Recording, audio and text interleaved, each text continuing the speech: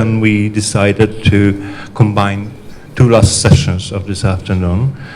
I welcome Mr. Josef Broz, who is one of the founders of ID, independent journalist, politician, and man of Renaissance from Prague. And you are flying from Prague via Brussels to here. No, of course, good. Okay, it's good. Josef is one of the founders of the IED, so one of the iconic figures of our institute. Mr. Marcin Giełzak, who is the member of the board of the foundation of the think tank Ambitious Poland, and a journalist and entrepreneur, and have many other capacities. And Paweł Piskorski, the former mayor of Warsaw and the chairman of the Stronnictwo Demokratyczne, which is the member party of the EPD, and the EPD is a partner of the Institute of European Democrats. We decided to combine it because we do not want to limit our discussion to the problems of Euro and European identity only. We had a very lively and interesting discussion before the lunch break on the numerous risks for European unity and both the external and internal risks. So in my mind, Euro for our identity is one of the most important because we are very close to face the reality where Europe will be divided on two different zones with different development. One, the countries that accepted Euro already and are in the Eurozone, and the other countries that failed to join the common currency circle and now face the fate of the countries of second category. So I would like to start with elaborating on this risk, but then I will expect from you gentlemen to speak on everything what you personally recognize as a bigger threat for European unity and for deeper integration. Let me start with Josef, because about whatever you like to say, but I think that we have the same, we share the same experiences as your country and my country came from the communist times and had the development for 20 years to join the hardcore of the European Union, and now we have to face the new reality. So I think you may start with that, but of course I give you complete liberty on your views. Dzień dobry Państwu. Nie mówię dobrze po polsku, so how I can speak in English. And thank you very much to invite me in Warsaw. Very good weather now. And because I'm coming from Prague with some small difficulties on the airport, so I'm here. But during this time, when I was attending my plane to Warsaw, I am thinking about what I can say to these honorable guests and during this seminary. So I read one essay from Milan Kundera, which was wrote in 1983, and the name of his essay is Kidnapping Europe. It's in French version. And in English, it's Kidnapping West. So I don't know why in New York Review of Books was named Kidnapping West, and why in French Revue de Débat was Kidnapping Europe. So my idea is the same text, but a different title. So for me, it's a bit strange to see two different title with two different perspectives, and with third perspective, which is our common destiny. And this destiny, it's with a new title, what I can say. So it's lost perspective. It's not kidnapping West, nor kidnapping Europe, but lost of perspective from the point of view of forgotten Europe, which means for the French, for example, le Pays de l'Est, Eastern Europe, and from my perspective, it's Central Europe. So this is this kind of joke which I'm thinking about during this moment on the airport. So we are in the Central Europe, or we are on the periphery. I don't like this term periphery, but I prefer say to forgotten, because some people from West say it's Eastern Europe, a part of former communist countries. And during my studies on the Faculty of Philosophy, I never thinking about my country like Europe, Eastern Europe, because for me Eastern it was from Soviet Union, but never from perspective of Budapest, Prague, or Warsaw. So perspective of today, it's the new vision of Monsieur Macron, who said with a common currency, that I am in the middle of this problem, will resolve our common destiny. We choose 19 member states with the euro, and we will be happy. So maybe yes, maybe not, but for me Europe was never common currency, never something like business, something like economy, but something like a common culture, especially from the point of Central Europe, common destiny of cultural Europe. So it was never something pragmatic, economic, like privatization, like restitution, like GDP, and so on. And we are living now in Prague, in Czech Republic, because Prague it's something different than Czech Republic. Some people say that Prague is different, and the barbars around Prague vote for populists, only Prague choose humanists. And we have a prime minister which is origin Slovak. He is multi-millionaire, and he has no. He is in demission 7 months before. Then he voted. He was elected in general elections. So his former career was a businessman, and businessman connected to secret service. So secret police STB, how we say in Czech Republic. So we have, after 30 years after the revolution, Velvet Revolution, the man who is not Czech, who is very rich, and who is a former, not KGB, but STB. So, and the people like him very much. He has 30% of popularity in Czech Republic, and he is with President Miloš Zeman, also former communist, but reformist from '68, who is a little bit, I can say, in this Trump era, a little bit crazy. Crazy before the crazy man who is Donald Trump. So some ideas of Donald Trump, like swift embassy of Israel from Tel Aviv to Jerusalem.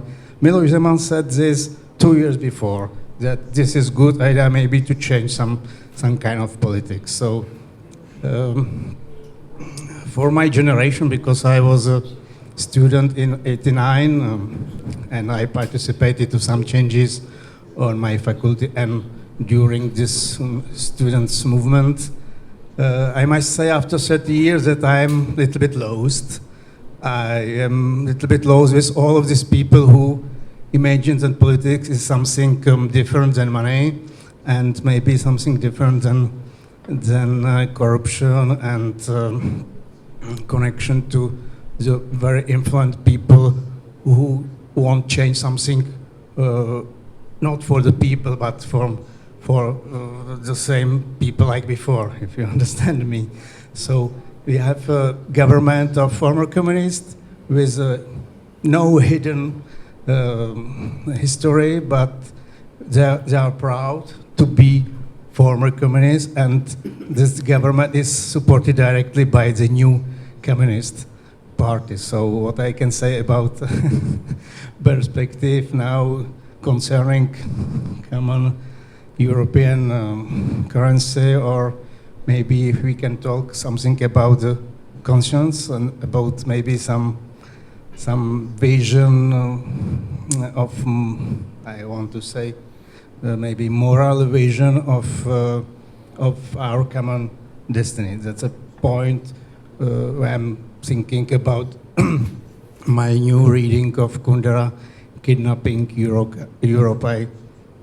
I can say that Europe is now kidnapping not by the Russians, maybe the Polish people see this vision differently than me, but by the kidnapping ourselves, by something like utopian vision to change something for democracy. And what does it mean, democracy now, when the old people are on the ship which is turning to the past or to the future? I don't know what does it mean, future in a European perspective. So I'm a little bit lost. Thank you. Thank you, Josef. Thank you very much, Josef. It's very important to bring our attention to the fact that Europe is not only the political entity and the economic alliance, but it's also the word of the common values. And we are speaking before about how much those values are violated in numerous countries, giving the examples of Poland and its judicial system.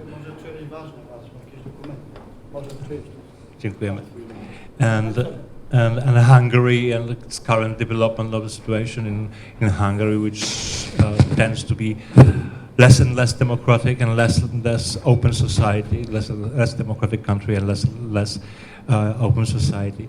I want to get back to the first example I was attached to. That means, what does the common currency means for European identity, and what will be the impact of building two currency zones within one political entity for us, the citizens of Eastern and Central Europe? Marcin, if you'd like to say a word on this. I'll gladly answer this question, but before I do that, I would just like to say I really loved your introduction and the way you quoted Milan Kundera. And I believe that I could attempt to answer your question when you posed the question, why would there be two versions of the title? In some countries it will be the Kidnapped Europe, and in others it will be the Kidnapped West. Well, I believe that the title, The Kidnapped West, is a stronger and more provocative one, because no one would deny that Poland, Hungary, or the Czech Republic are in Europe. But there would be those who deny that they are a part of the West. And I remember talking to one American political scientist once about this differentiation between Eastern Europe and Central Europe. And he said, if someone thinks that there is no real difference between Central Europe and Eastern Europe, let him find a good hotel in Chisinau or Minsk.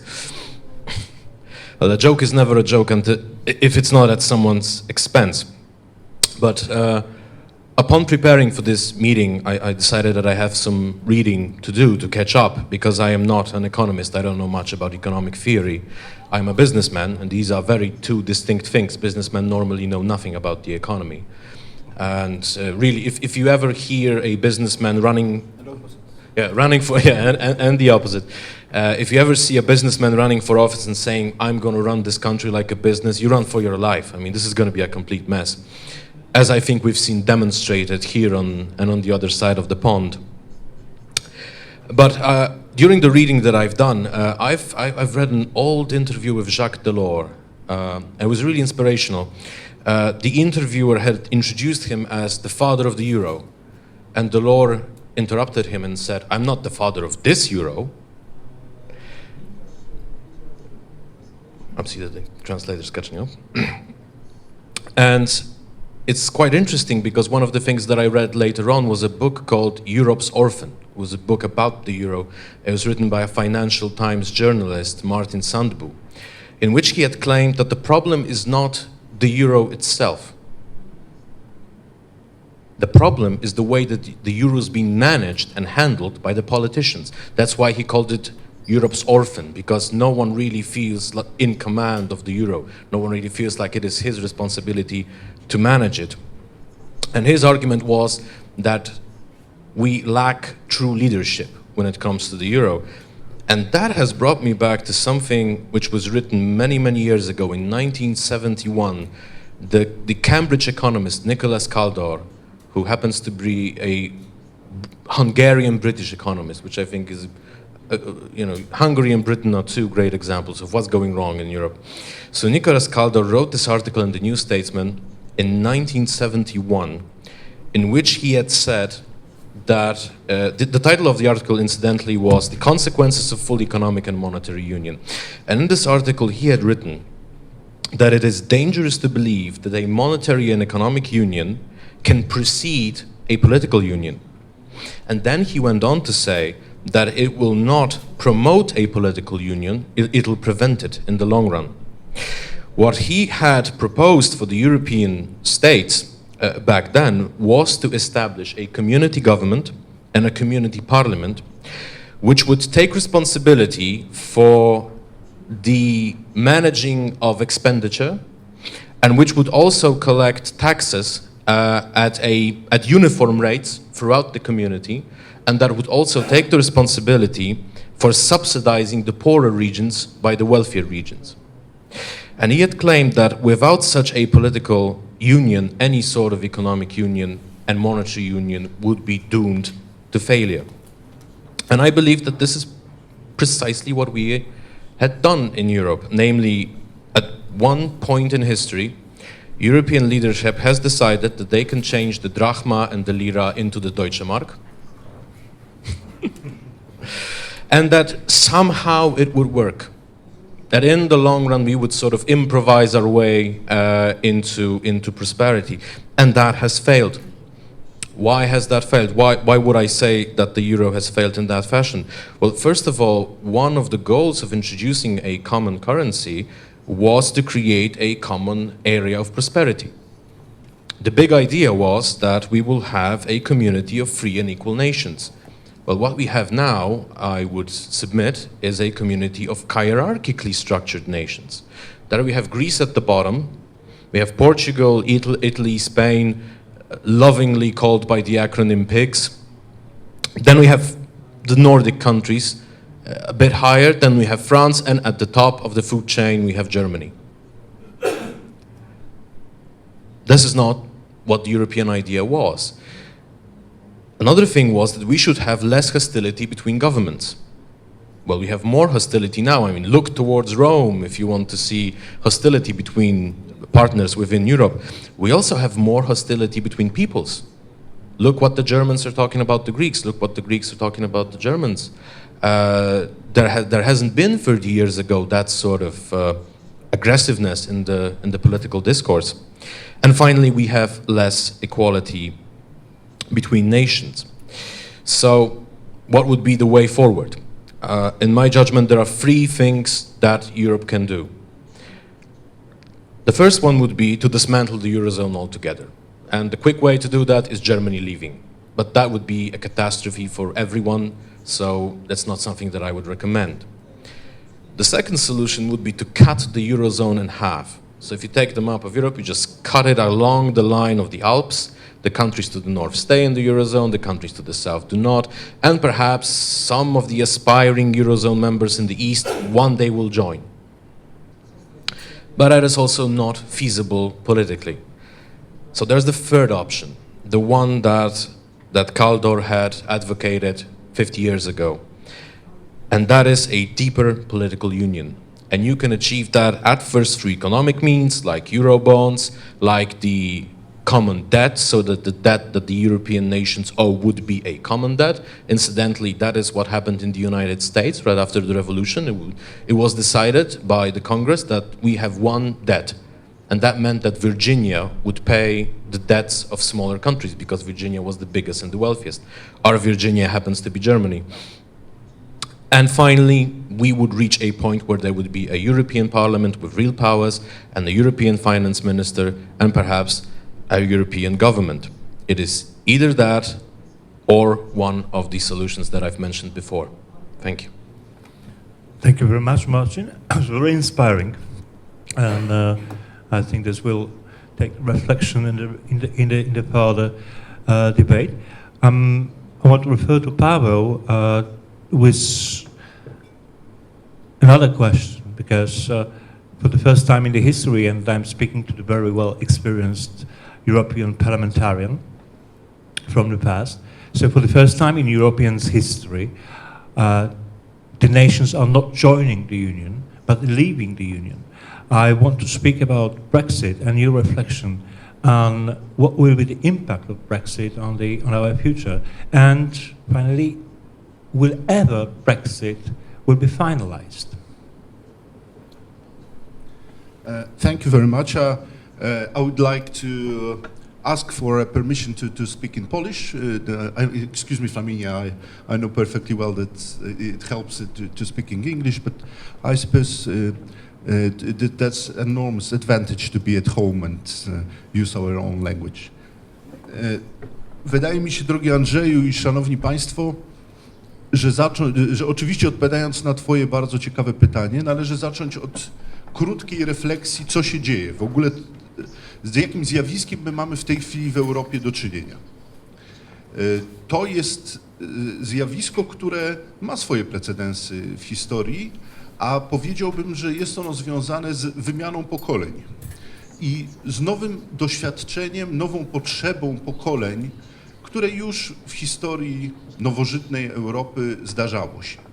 Mijają pokolenia, które mają pamięć wojny, konfliktów, biedy, odradzania się gospodarki, zatykania dziury w domowych budżetach, ratowania państwa przed upadkiem. Pojawiają się pokolenia, które mają zupełnie nowe oczekiwania, które krytykują pokolenia swoich rodziców i które zmieniają rzeczywistość.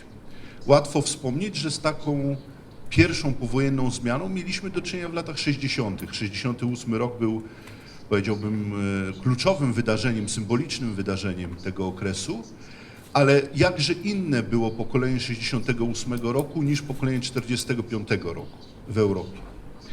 Minęły lata, mieliśmy do czynienia z pokoleniem, które chciało, które oczekiwało od życia zupełnie czegoś innego i które trafiło na wielką zmianę, historyczną zmianę, którą przyniosło zakończenie lat 80., upadek komunizmu, zupełnie inną rzeczywistość, upadek paradygmatu konfliktu bloków politycznych i sytuacji, w której ekonomia przeżywała niezwykły rozwój. Otóż ja mam wrażenie, że to zjawisko, z którym, jak słusznie Andrzeju powiedziałeś, mamy do czynienia pierwszy raz od powstania Unii Europejskiej, ale nie mamy pierwszy raz w historii do czynienia, czyli kolejna zmiana pokoleniowa przynosi zupełnie inne oczekiwania, ale też przynosi złudzenia. I jeśli pozwolicie, ja o 9 takich złudzeniach, o których już pisałem kiedyś, ja pozwolę sobie je przypomnieć. 9 złudzeń, które moim zdaniem w tej chwili rujnują Europę i prowadzą do takich zjawisk jak Brexit, ale też do takich zjawisk jak olbrzymia fala nacjonalizmów w Europie, jak mniej lub bardziej utajnione dyktatury, Węgry, Polska, ale też narastanie tendencji uskrajnionych w Europie. Otóż pierwsze z tych złudzeń to jest złudzenie, że my sami sobie poradzimy lepiej. To złudzenie nie było obecne w pokoleniach powojennej Europy, było wobec doświadczeń II wojny światowej uważane za dziwactwo. Było oczywiste, że razem sobie, każdy normalny człowiek przyznawał, razem poradzimy sobie lepiej. Dzisiaj w wielu krajach narasta przekonanie, że problemem są ci inni, którzy w nasze życie, w naszą politykę, w naszą gospodarkę wsadzają łapy, a my sobie sami poradzimy lepiej. to jest złudzenie nie mające weryfikacji rzeczywistej. Wielka Brytania będzie, ale dopiero poprzez doświadczenie zobaczy, że tak jest. Ucierpi na Brexicie. Kraje, które będą starały się odcinać od jądra Europy, będą na tym cierpiały. Polityka amerykańska, która będzie odcinała Stany Zjednoczone od reszty świata, spowoduje, że oni będą też na tym w długim czasie cierpieli, ale to jest złudzenie, które dzisiaj w Europie, proszę Państwa, jest dosyć powszechne. Naprawdę wielu ludzi uważa, że jeśli ci inni nie będą wsadzali łapy w nasze sprawy, polskie, angielskie, francuskie, włoskie ostatnio, to, że ten kraj sobie poradzi lepiej. Drugie złudzenie to jest, to jest złudzenie mówiące o tym, że można utrzymać dotychczasowe korzyści wynikające z Unii Europejskiej bez integracji. W bardzo wielu wypowiedziach pojawia się takie stwierdzenie, ale przecież my nic nie stracimy. Będzie nadal wolność podróżowania, przemieszczania się, wolność przepływu kapitału, będzie tak wspaniale, będziecie mogli bez paszportów jeździć na wakacje. No nic nasz kraj, mówiący takie rzeczy ci ludzie opowiadają, nic nasz kraj na tym nie straci, a zyskamy samodzielność, zdolność do decydowania o swoim losie, swoich budżetach, o swoich możliwościach gospodarczych.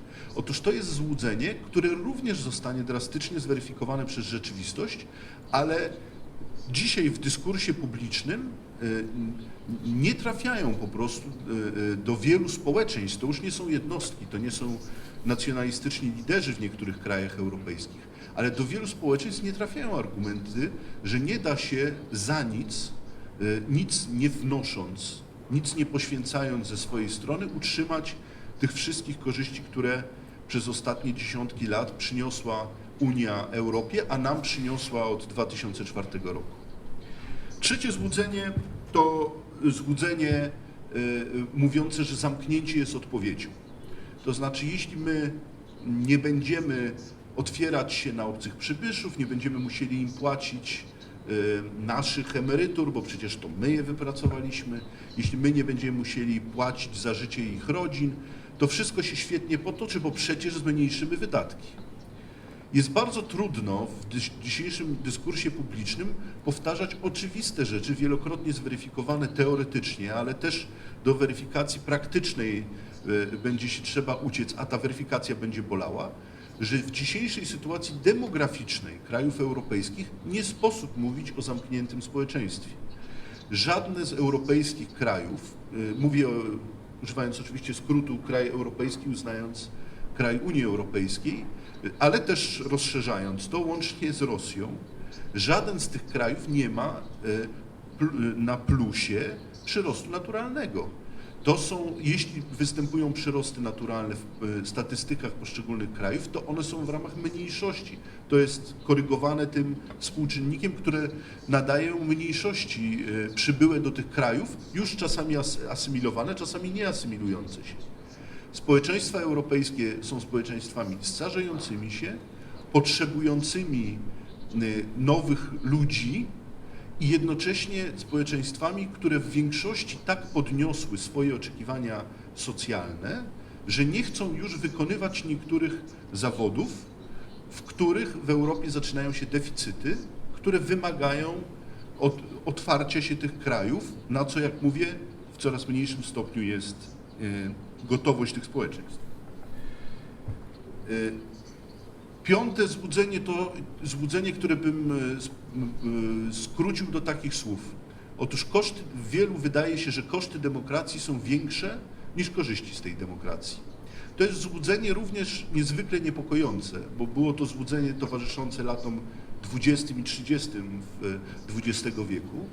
Otóż bardzo wielu ludzi uważa, że koszty demokracji, na przykład ciał reprezentujących nas, musimy płacić tym obrzydliwym politykom pieniądze, musimy płacić na administrację, powstaje nowa kasta w postaci administracji europejskiej, która przecież tak bardzo zabiera nam pieniądze, ile byśmy oszczędzili, gdyby tych darmozjadów z Europy przegonić. Otóż ci ludzie używają populistycznego hasła, że tak naprawdę da się to zrobić taniej, sprawniej, jeśli silni liderzy twardą ręką wezmą się za nas wszystkich, uporządkują to, przegonimy tych gości, którzy zajmują się wyłącznie gadaniem w parlamencie i których już się nie da słuchać, a o takie wrażenie, że się nie da ich słuchać, każdemu z nas do takiego wrażenia jest blisko, w związku z czym łatwo to udowodnić, jak niewdzięczna jest to takie dyskusje. I że w związku z tym przyszłość demokracji tak wyobrażonej jak twórcy Europy jest krucha, wątpliwa i nie warto w ogóle się w nią angażować. Szóste złudzenie, już szóste, więc darujcie mi, dochodzę do finału. Szóste złudzenie to jest takie złudzenie, że skoro byliśmy bogaci, to będziemy bogaci. To jest złudzenie jeszcze wychodzące z tradycji Europy Zachodniej XIX wieku, kiedy wydawało się, zwłaszcza kraje, które mają tradycję kolonialną, że my jesteśmy po prostu najlepsi. Skoro opatrzność zapewniła nam to, że to nie Europa była kolonią Indii, tylko odwrotnie, nie Chiny były w letargu, tylko Europa potrafiła zdominować Chiny ekonomicznie, skoro to Europejczycy rozprzestrzenili się na cały świat i dzięki temu zdobyliśmy pewien rodzaj zamożności, bogactwa, to że tak już będzie. Otóż ci ludzie, część z nich wypowiada to przez nieświadomość, a część świadomie kłamie. Dzisiejszy świat zmienia się tak drastycznie, że jeszcze jedno pokolenie i Europa będzie relatywnie zamożnym skansenem, ale ta zamożność będzie taka jak kiedyś zamożność włoskich rodzin arystokratycznych, to znaczy czy brytyjskich rodzin arystokratycznych, wynikająca z przeszłości, pałace, zamki, wielkie hektary łąk i pól, jednocześnie brak zdolności produkcyjnej. Otóż następne pokolenie będzie pokoleniem, które będzie zdominowane w sensie ekonomicznym przez rynki nieeuropejskie. Jeśli Europa w tej sprawie nic nie zrobi, nasze dzieci będą nie jeździły, nie kształciły się już na pewno w Polsce, Belgii, Włoszech, nie będą nawet jeździli po nauki do Stanów, tylko jeśli będą chcieli być najlepsi w swoich zawodach, zwłaszcza jeśli mówimy o zawodach związanych z nową technologią, będą jeździli do Azji. To jest zagrożenie, z którego musimy sobie zdawać sprawę, bo ono nie jest bagatelne dla naszych planów. My sobie możemy zaplanować taki czy inny rozwój społeczeństw europejskich i też samej instytucji Unii Europejskiej, ale ona, jeśli nie zmierzy się z konkurencyjną zdolnością do odparcia przewagi rynków azjatyckich, to na nic te nasze zastanawianie. 3 ostatnie złudzenia. Otóż 7 złudzenie to jest Europa bogata, stać nas. Skoro Europa, jak wykazaliśmy poprzednio, jest tak bogata, nagromadziła te zasoby, jesteśmy krajami, które efektywnie produkują, gospodarują, w związku z czym stać nas na znacznie więcej niż inne kraje. Co oznacza, że państwo powinno w jakimś zakresie ułożyć nasze życie, że to państwo powinno odpowiadać i jest go stać na to, żeby zapewnić pracę, żeby zapewnić po studiach dowolnego kierunku po studiach zatrudnienie, żeby opłacać w odpowiedni sposób, nazwijmy to polityki socjalne, nie jedną, tylko wiele polityk socjalnych, które pozwolą na to, że zwykłe trudności dnia codziennego od Europejczyka będą odległe.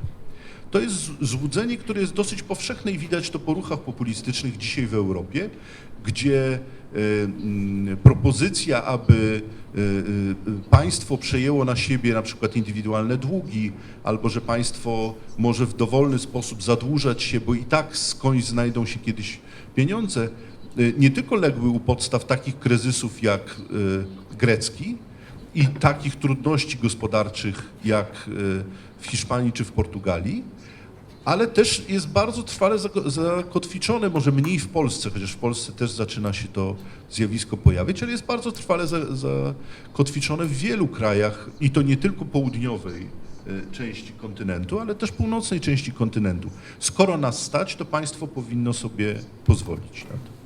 I dwa ostatnie złudzenia, które są w pewnym sensie połączone.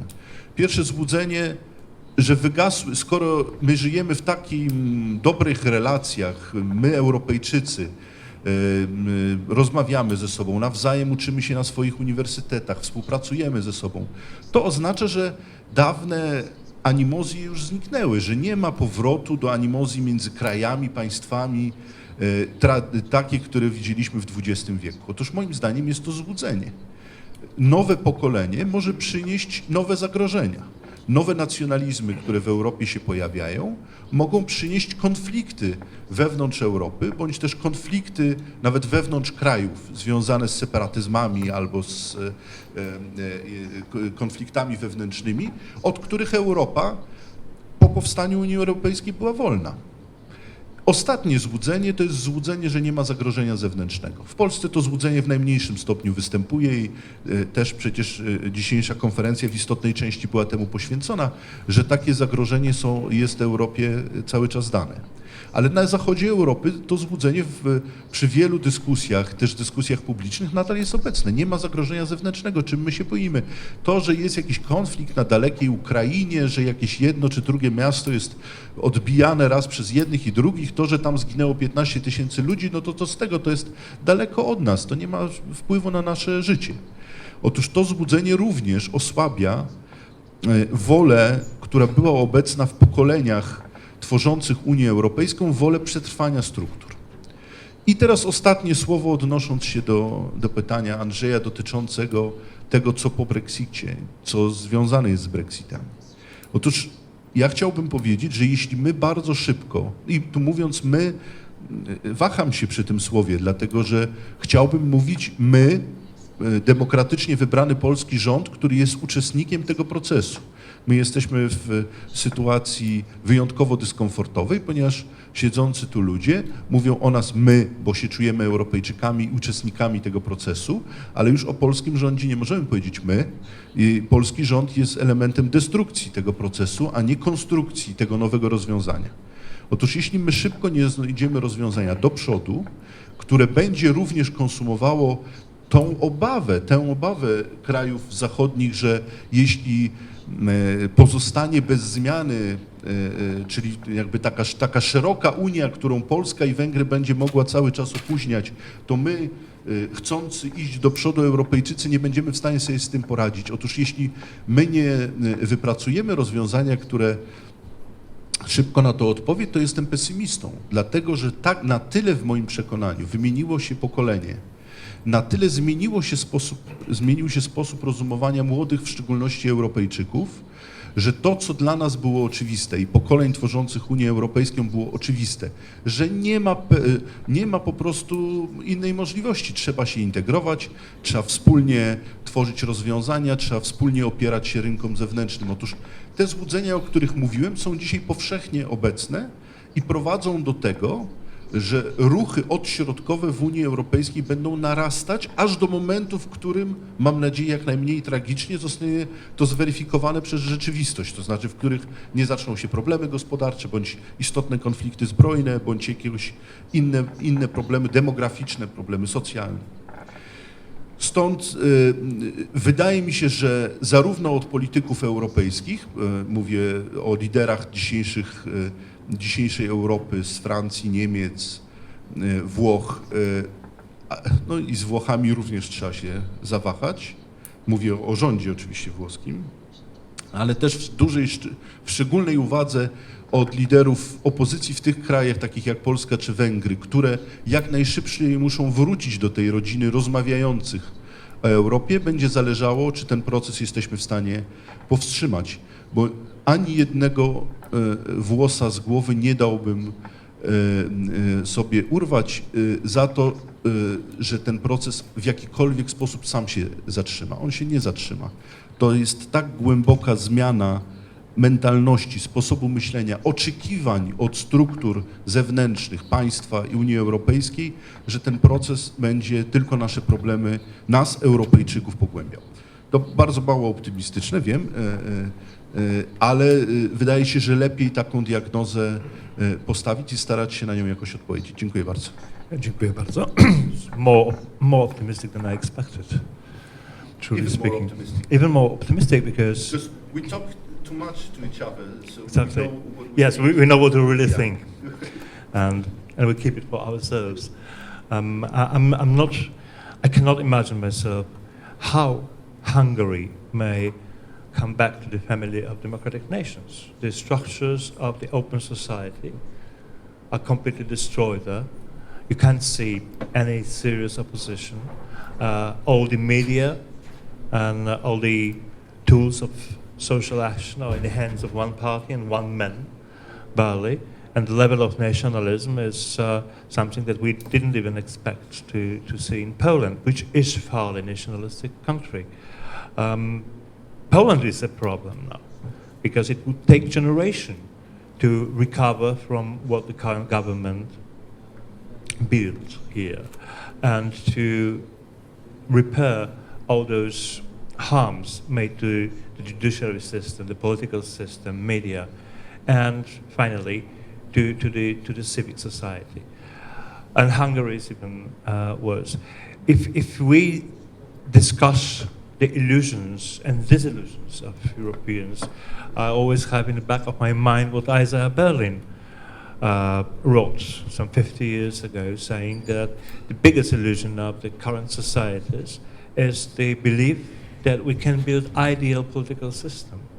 And building the ideal political systems which lack all those shortcomings of democracy always lead to totalitarianism, to dictatorship, and finally to Holocaust. That was Isaiah Berlin's thought, and this is also what I think when I think about disillusions of citizens, of their attitude towards democracy, which tends to look like a very, very ineffective system, but we do not have anything better to have instead of.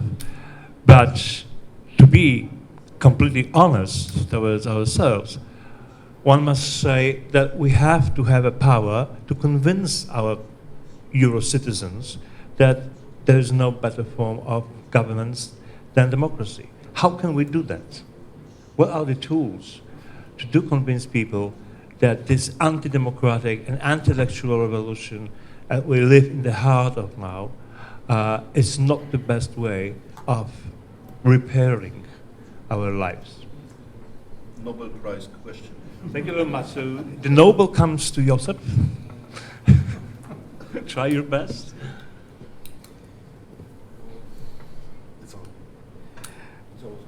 I don't know. Neither do I. No, I cannot repeat the word when I heard 10, 15 years before that we must convince the people who don't want to be convinced. So if some people has a liberty to choose, they choose. So maybe one day they choose someone more sexy, maybe more powerful, maybe someone different, maybe some new dinosaur, I don't know.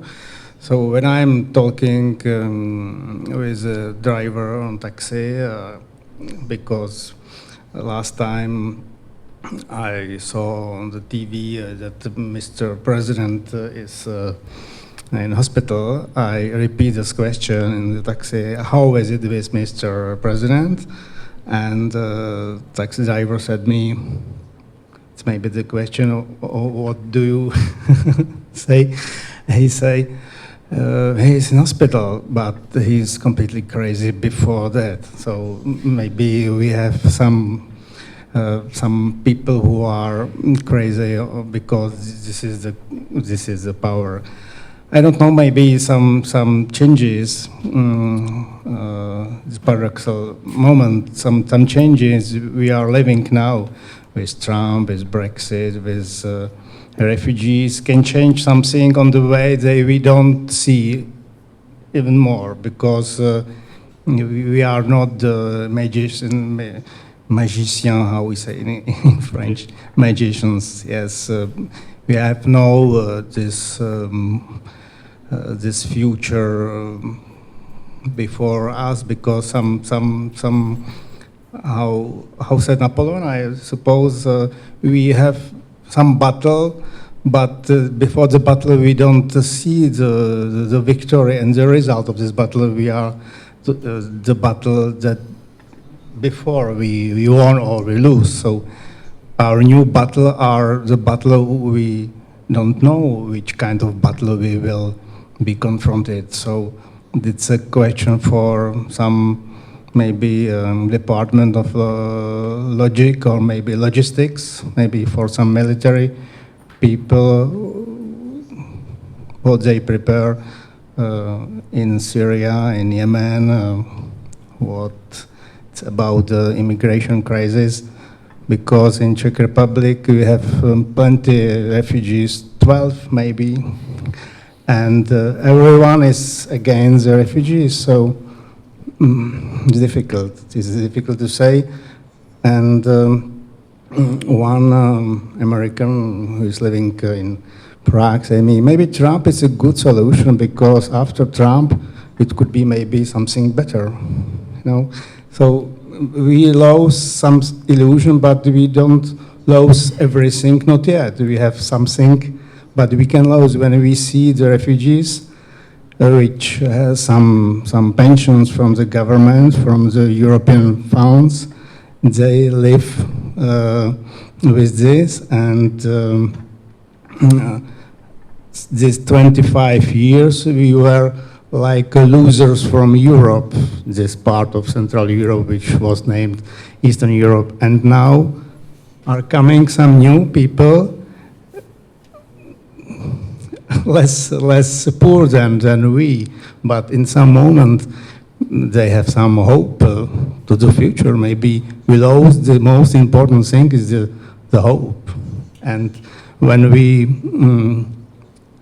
discover this one more time, this something that was lose, this hope, maybe we will start with this hope, and with this hope, I am not some sectarian Baptist or Adventist, but with hope we can maybe resolve something more than with destruction. But the hope come with destruction, I suppose. It's a little bit of ecclesiastic thing. Apocalypse is coming. Well, that's always a conflict in minds, what to choose, whether to choose the unknown good, which will or will not appear in the future, or the known reality. And some people, as Paweł said before, they prefer to choose illusions over reality. My daughter, who is a psychologist, she always says that Polish people were not mature enough to accept the internet. And I think that the change of communication that we discover in the modern world, social media, the fact that anyone can be author in the internet, changes the way we accept authorities, we accept truth, we accept science, and this anti-democratic moods around the world are very much connected to generally anti-intellectual revolution. We discover all those anti-vaccination movements, people who believe that Earth is flat, people who believe that the history of Europe here, and this is common for Hungary, for Romania, and also for Poland, was completely changed by church in the Middle Ages, and that we were being the biggest realm in the early ages, and so on and so on. So my thesis is that the big core of the problems we are discussing now is also the changes in communication and our disability to react properly on this. Would you agree, gentlemen?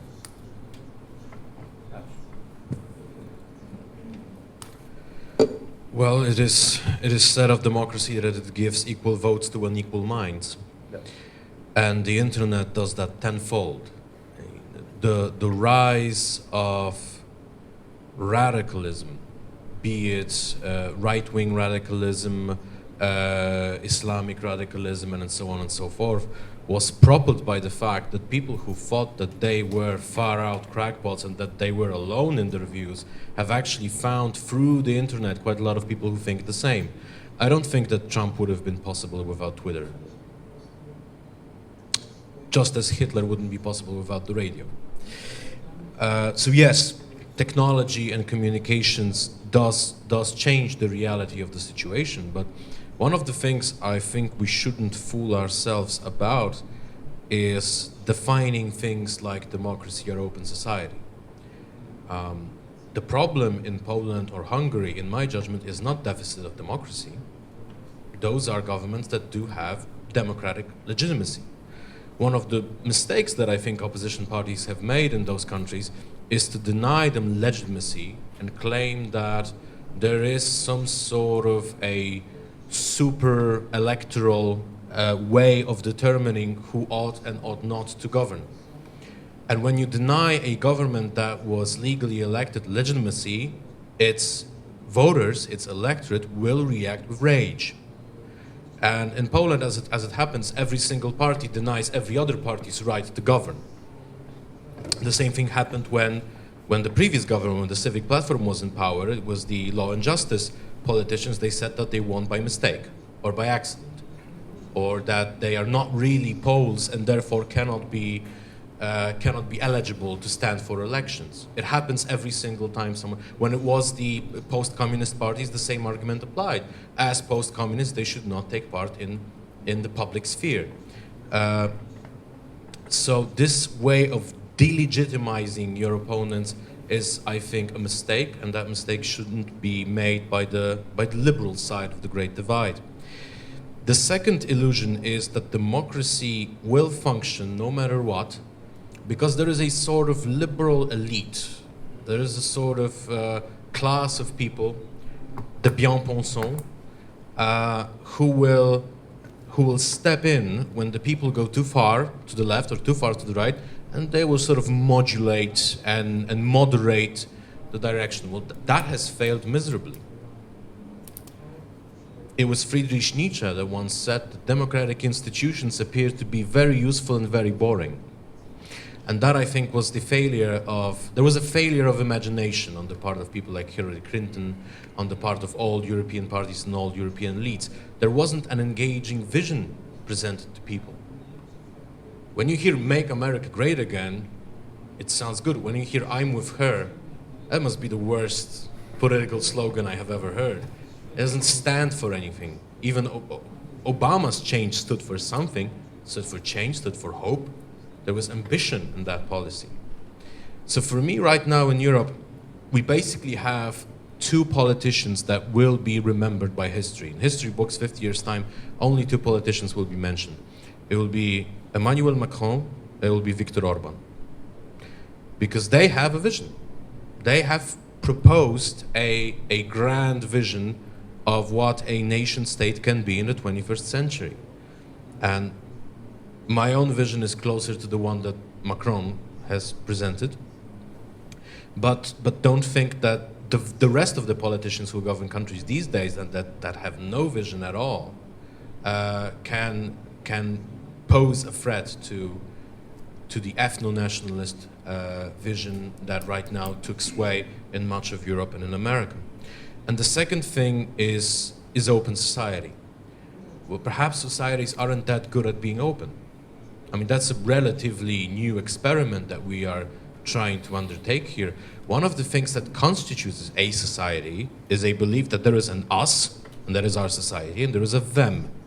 If we don't know who we are, if we don't have an identity, then we can hardly be a society.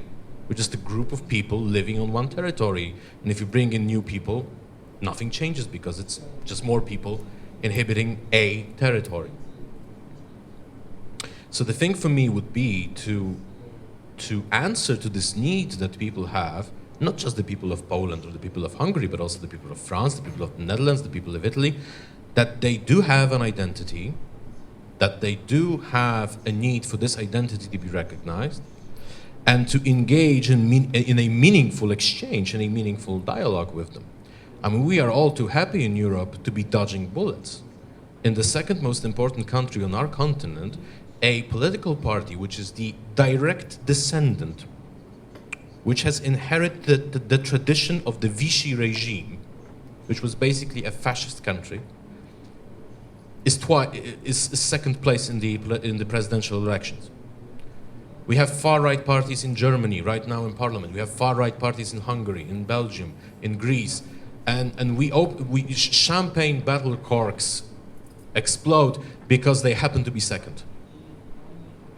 I mean, 20 or 30 years ago, it would be impossible to think of them even being in parliament, let alone standing to win. So the thing that we should really take into account when we talk about these things is that there is a detachment with the elite and the people, and that we have to find a way to reconnect to the volonté générale, which Rousseau considered to be the basis of democracy, to the general will. And that may, on certain occasions, mean that certain sacrifices have to be made. That's what Macron has been doing. In certain regards, he moves to the right.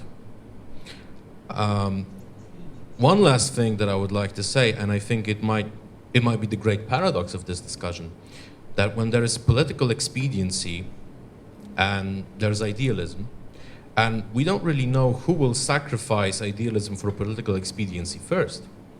I wouldn't be also all that certain that, for instance, Poland and Hungary will be on the outside of Europe, because as it was suggested by many, one of the things that, for instance, the Law and Justice government might do to strengthen its position in Europe is to adopt the euro. And a lot of the things will be forgiven because it will strengthen the European construction at its weakest point, at the EMU, at the European Monetary Union. And right now, with Germany being in turmoil, the most important and the strongest country of the Union, there might be a need for a compromise. And now, with the problems with Italy, so I wouldn't be all that sure that we have a strong center that knows what it wants, that has a strong identity and that has strong objectives, and then we have the peripheries that are weaker and that will not be able to manage by themselves. The center is pretty weak at this point in history, in my judgment. And what needs to change is there has to be a reinvigoration. And the optimistic thing that I take from the experience of the Law and Justice government in Poland or the Fidesz government in Hungary is that people can be engaged in politics. There is a feeling that the nation state can do quite a lot. The only thing is that they were engaged by the wrong message. So I would learn from them when it comes to engaging the popular class in politics. I would just try to come up with a better, more inspiring, more optimistic, more European message. Well, one must say that people are engaged, but still we have the major change in a government, and for the first time such a right-wing party governs, having absolute majority in the chamber, but this still is not the sign of people being engaged, because the electoral turnout in Poland is below 50%. That means that half of society, half of the society which is eligible to vote, abstain from expressing their will. They don't cast their vote, which is the visible syndrome of complete collapse of civic society, because this is the only moment that you can decide about something. If they don't use this right, that means probably that people generally cease to believe in a numeric democracy, a democracy where the numbers decide about everything and the ideas do not. On the other hand, we have the examples of what is lack democracy leading to in surrounding world. Putin's Russia, Erdogan's Turkey, the war in Syria. This is all affecting from trying to grab all power for one man and depriving people from democratic rights. And even having said so, I have in my conscience that probably the numbers in Russia are right. Over 60 or 70% of people really supports Putin's power. Now, of course, we are speaking about the society which is completely lacking the objective tools of information and other things that should be possible, should be obtainable in a democratic society. So we have not only the internal enemy of democracy, but we also have those external enemies who are a real threat for the Europeans' unity, who really tries to have an influence on the way of our development and the way people choose in Europe. And I think that we do not have also the tools to fight these external enemies. What do you think, Paweł? What measures should be taken? Yes, I want to have. Easy question, easy answer. Yes, I have this tendency to give very simple questions which requires simple answers. Yeah. I suppose we have a couple of paradoxes over here. First paradox is that stronger position in this competition are in the stronger position are those countries where a state is not recognized as something that helps people. Stronger position, for example, in Russia, nobody expects that country or a state will solve people's problem. They are, they are corrupt. They are people who are engaged only in their own businesses, but still nobody hopes they will help us. In Turkey, the same. In China, nobody expects that state will solve people's problem. Of course, they are ruling the country, but not solving our problem. The kind of paradox that we have in Europe is that we are so optimistic about, not we are sitting here, but people during all those, let's say, last 30 years, they are so optimistic about the role of the state, that the state somehow will solve the problem, will find a way to help us. We are not able to imagine the situation that those clever politicians are not helping us to find a job or to find a equal level of education or anything else. Why I'm so pessimistic? Because I'm not able to find simple tools to create maybe not new, but I would even say the old way of thinking of people, that people are trying to solve their own problems at the same time helping to the state. It's extremely important when we talk about the civil society is to have people involved in their own problems and at the same time solving the problem of the whole state. Me, as a historian, I always remember the very clear message of when the Rome Empire was falling down, to show that in the simplest way, the Visigoths that were trying to get Rome in 410 in August. In August, they had something like 30,000 people, and in Rome we had million. Or historians are in a big quarrel about that, but say 1.3 inhabitants, and let's say 30,000 army. If people in Rome would be involved, that time, would be involved in supporting their own country, their own state, and their own city, they would be able to create something like 150,000 men, army, and never Visigoths would be able to get Rome. But nobody cared. No, absolutely nobody cared. When they were attacking the city, nobody among the normal citizens were thinking about fighting. No, they were thinking about how to hide their gold, or what they should do to cooperate with new aggressors. And that thing, such a things happened in history a lot of times. It is nothing new. If we see ourselves and European community as a strong and united, this is only our belief in it. If we fight with enemy who is strong and who is willing to break the rules of the nowadays European policy, they are stronger than us. What we can do about Putin, we are discussing that. What we are able to do with Putin, killing 300 people in the airplane with no penalty, with nothing happens. So on different levels, if we will have people in our countries not involved in supporting, defending our Rome, our city, against this small but very determined group of people from outside, we are in a lost position. And the only way to do it is the miracle, because I am not able to find an easy way how to create a new way of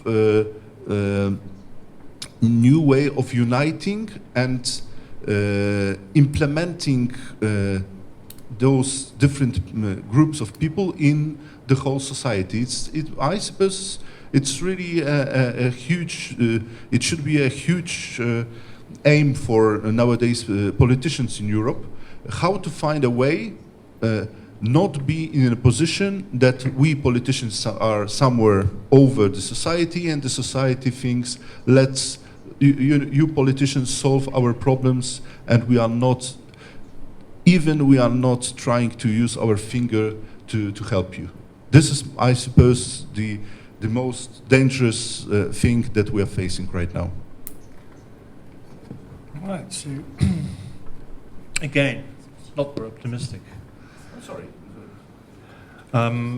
Well, I think that we are also have many shortcomings in communicating citizens, our successors.